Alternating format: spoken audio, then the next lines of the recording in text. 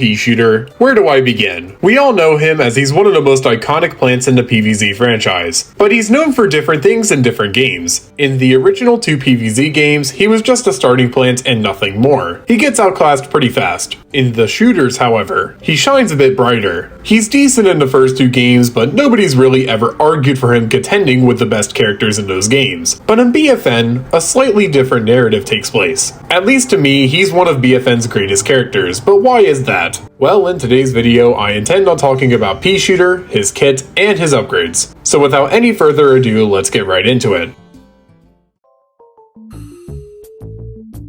So let's start off with his kit for BFN, as there's a couple of minor changes from his old kit for the first 2 games. Let's start with P Cannon. The most consistent stats for it are 34 damage for our crit, and 14 for splash. But obviously a lot more goes into it, as Peashooter's gimmick is splash. The lowest damage I've personally ever seen was 5, with the highest being 90, but let's get to that part a bit later. Next up is his abilities, and we're starting with his classic Beam Bomb. It got nerfed moving into BFN, and it only does 125 damage within a certain radius, with the outer radius of that being 15. This is a huge nerf when compared to the original Beam Bomb, which always did a consistent 175. It's still a good ability, but it definitely lost some of its consistency. Next is P Gatling, and honestly, it's better and worse in this game. It's better because it's much easier to control here, but in return, the ability now has a green aura surrounding you when it's being used, and there's no damage reduction against you, so it's honestly a bit of a risky gamble, as the ability is better in this game, but you can be vanquished much easier as a result of that. Last but certainly not least is Hyper, or as it's called in BFN, Peashooter. This ability is pretty much what Hyper was, but you only get a slight movement speed buff, along with a higher jump of course. While also this ability adds 2 new features, a floating mechanism and a fast fire rate. Basically when you jump with this ability, a button prompt now tells you that you can float holding down the aiming button for any given input. When you float, you slowly start to descend, but you can shoot enemies somewhat easier when they're in this state. The firing rate of the P Cannon also increases when Peashooter is active. So basically, Hyper got buffed. And while this would normally be annoying, in this game it actually isn't so bad, as most of the zombie side can deal with Peashooter now. But that being said, Peashooter is still quite annoying in this game. A lot of what made Peashooter annoying in the first 2 games is basically multiplied here. Hyper was buffed, P Gatling was partially buffed, and while Chili Beam Bomb isn't as good,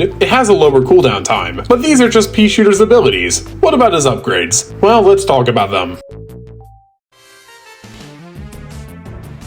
So this section will be a bit brief, as Peashooter suffers from what I like to call gimmick upgrades. I don't think I mentioned this in my Corn video, but I believe that most of the cast in BFN has a minimum of 2 very gimmicky upgrades. Corn was actually a pretty good example, as he had multiple speed upgrades that were essentially wasted potential, and Peashooter is unfortunately not very different. In fact, I would even say his situation is a bit worse. Most of Peashooter's upgrades are very gimmicky, which is unfortunate, as his upgrades had a lot of potential, but instead they got dumbed down to X ability decreases cooldown if Y occurs. Regardless, let's talk about some of his good upgrades, as he still has some redemption. Of course, I would be stupid to not address what is arguably his best upgrade, Homing P. This upgrade basically turns P Cannon into Rose's homing thistles. It's a bit hard to explain, but basically the P's target enemies that you lock onto within a certain distance. And if you're wondering how broken this is, think of it like a soft aimbot, or in other words, playing Garden Warfare 2 Rose. Another incredible yet gimmicky upgrade is Party Time. This upgrade is exactly what it sounds like. It basically adds a party meter to Peashooter. Now the reason I mentioned that it's gimmicky is simple. It costs 5 upgrade points, so it's definitely a risk and reward kind of thing, but if you're going to use this upgrade, I recommend using this last upgrade I want to talk about, Last Ditch. This upgrade is pretty simple.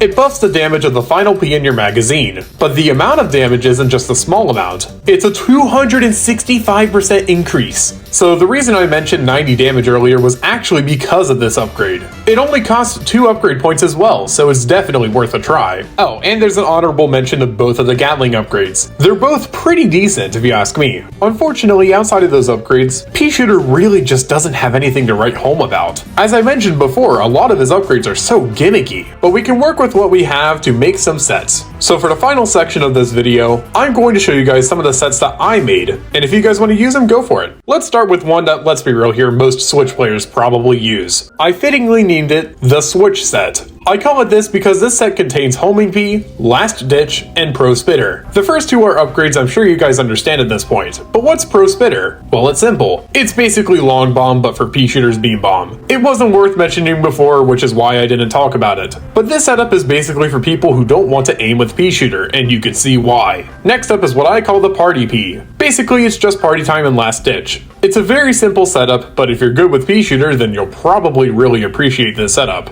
The final set I have today is what I like to call the Gatling Enthusiast. The name implies what it is. Explosive Gatling, Reload Gatling, and Combo. Combo is here for one purpose, like it always is, to lessen the time between using your abilities. So if you really wanted to, you could absolutely run this setup and rarely play normal Peashooter. Have fun, I suppose. So, what's the final conclusion for Peashooter? Is he worth it, or is he not? If you ask me, I think he is absolutely worth it. Play this character. He's overall very versatile as a character, but just be careful with his upgrades. A lot of them are not worth it. And I think I'll end the video here. Thank you guys for sticking around until the end. I really appreciate it. Let me know if you guys have any characters you'd like to see in this series. And if you're new around here and you like what you see, then drop a like, maybe even subscribe, and join the Discord server if you'd like to. It's not too active right now, but I'm trying to change that. And I guess I'll see you guys in my next video then. Peace.